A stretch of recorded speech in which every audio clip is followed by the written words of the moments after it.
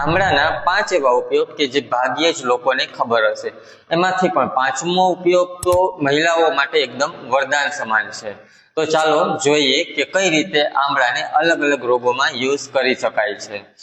પહેલો ઉપયોગ, જો આમળાને હળદર સાથે મિક્સ કરીને રેગ્યુલર લેવામાં આવે છે તો તમારી ડલ થઈ ગયેલી સ્કિન એકદમ ગ્લો કરવા માંડશે, એકદમ ચમક આવી જશે।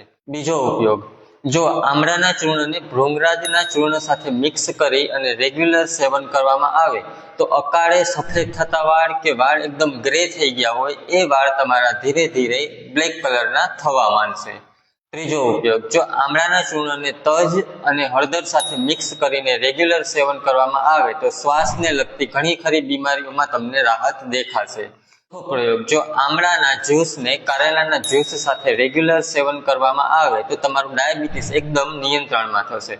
5મો અને લેડીઝો માટેનો ખાસ પ્રયોગ, જો આમળાના ચૂર્ણને તમે મધ સાથે રેગ્યુલર સેવન કરો છો તો વ્હાઇટ ડિસ્ચાર્જની સમસ્યા કે સફેદ પાણી પડે છે એ સમસ્યાથી ખૂબ જલ્દીથી રાહત મળશે।